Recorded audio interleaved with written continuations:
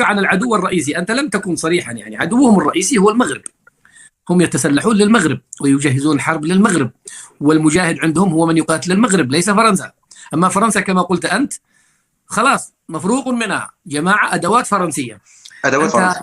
أنت كجزائري أولا نوجه كلمة للمغاربة أو أوجهها من خلالي، لأنه أنا الآن في المغرب ممكن أوصلها لهم شفويا. يعني ثانيا، ألا ترى معي أنت أنهم صنعوا لكم عدو وهمي اسمه المغرب؟ هل الشعب الجزائري اليوم أو نسبتهم، كم نسبة الناس في الجزائر الذين خلاص مصرين على أنه فرنسا مش عدوة لكن المغرب عدو؟ حدثني عن الذهنية الجزائرية فيما يخص الإنسان المغربي، كيف يرونه، كيف يتعاملون معه، ثم وجه كلمة للمغاربة أنفسهم. تخيل هذا النظام الجزائري يفرق حتى بين اثنين لو يجد يعني زوج بين المرء وجوزه. هذه هي، والله هذه هي فعلا، هذا ما أريد قوله. النظام الجزائري يفرق بين اثنين. تخيل كل ما يلقى اثنين يتفاهمان على فكرة واحدة إلا وكسرها. الشعب الجزائري خرج في الحراك بسرعة. نقول لك النقطة، المرحلة هذه الشعب الجزائري خرج في الحراك يوم 22 فبراير في 2019، وبدأ النظام الجزائري يخوف في الشعب الجزائري. قبل ما نقول لك على الحكاية هذه، ان المغرب يقولوا له العدو الكلاسيكي، العدو القديم. النظام الجزائري يعرف المغرب بالعدو القديم، العدو الكلاسيكي، العدو الكلاسيكي. في 2019 خرج الشعب الجزائري من اجل دولة الحق والقانون، من اجل الدولة المدنية وانهاء الدولة العسكرية. فالنظام بدأ يروج في حكاية حفتر في ليبيا، ويقول لهم الحرب في ليبيا وحفتر راح يدخل علينا الجزائر ونحن على أبواب حرب مع ليبيا، لإتلاف الرأي العام، لخربطة الرأي العام الجزائري. وإحنا استطعنا نكسروا له هذه النظرية، كسرنا له النظرية هذه. فبدأ بنظرية أن حلف الناتو سيدخل للجزائر إن لم ننتخب على رئيس جديد، على خاطر أسقطنا حكم بوتفليقة. إن لم نقوم بانتخابات سيدخل علينا حلف الناتو، وكسرنا له الفكرة هذه. وبدأ وفي المرحلة الأخيرة ولا يهدر على المغرب راه عدو، رجع للإسطوانة القديمة تاع المغرب وهو يتاجر بها الآن. لا يستطيعون، هذا النظام لا يستطيع أن يدخل في حرب مع المغرب. هو يعرف جيدا أن حتى المغرب مسلحة وتشري سلاح، يعني ليست مكتفة الأيدي. راه المغرب راه حتى تشري بالأسلحة، عندها سلاح وعندها خبرة عسكرية وعندها حتى هي حروب مع فرنسا، عندها حروب قديمة.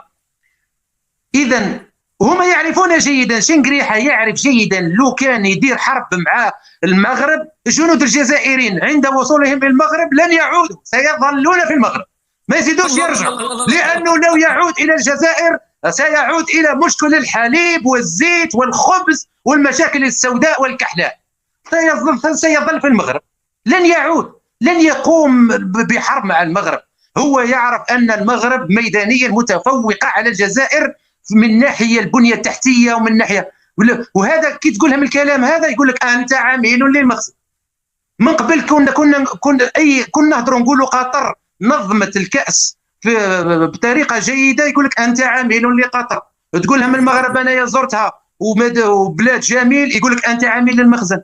لماذا أنت تريدني أن أكون معارضا في المغرب؟ المغاربة عندهم المعارضين تاعهم ومشكلتهم الداخلية الله يسهل عليهم. لماذا تريدني تحب مني أنا ندير مشاكل مع الملك؟ وانا واش دخلني فيه والله، واش دخلني في الأنظمة هذو كامل؟ أنظمة بالنسبة لطهاري مراد جميع الأنظمة العربية كلها عاملة عند أمريكا وعند إسرائيل وعند الناس كل. علاش؟ بسبب هالعملاء. علاش المغرب التجأ إلى إسرائيل؟ لأن الجزائر تلتجئ إلى فرنسا، وكلتا فرنسا وإسرائيل وجهان لعملة واحدة وهي أمريكا. يعني الأنظمة العربية كلها كيف بالنسبة لي، كلهم سواسية. والمغاربة راهم خاوتنا. شنقريحة لن يستطيع أن يقوم حرب حتى مع بوليزاري. راه يعني مشكلة السلاح هي من أجل نهب أموال الشعب الجزائري فقط خويا لسعد.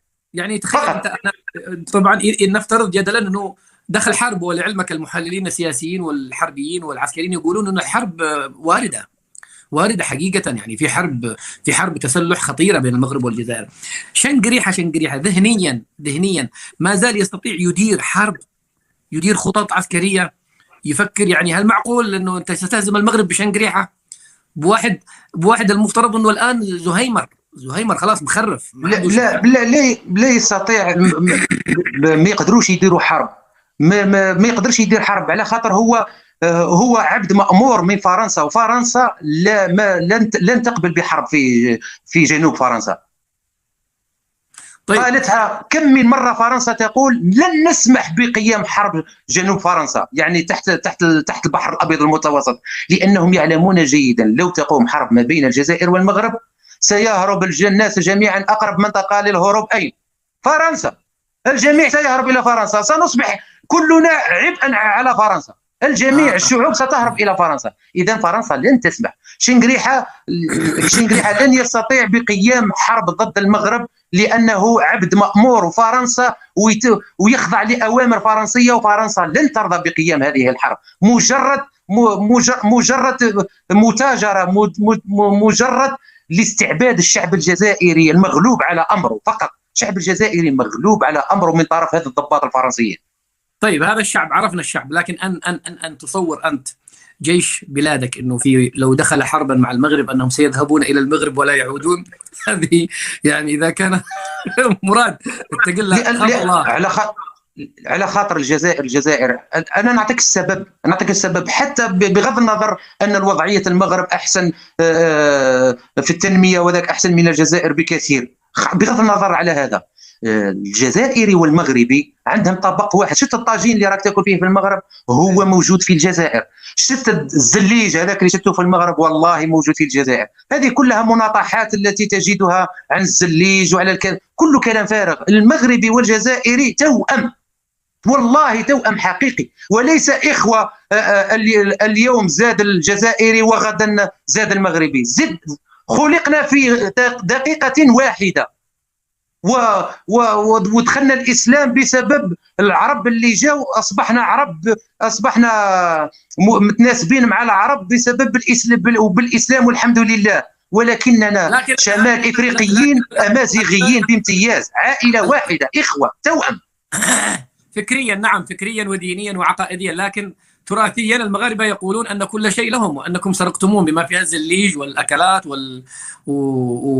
والزي. تخيل ياسر يقول له واحد جزائري الان افتح دولابك في البيت ووريني الزي الجزائري، قال انه لا زي لكم، يعني من حيث الاساس ما عندكم زي شعبي زي رسمي. لا موجود.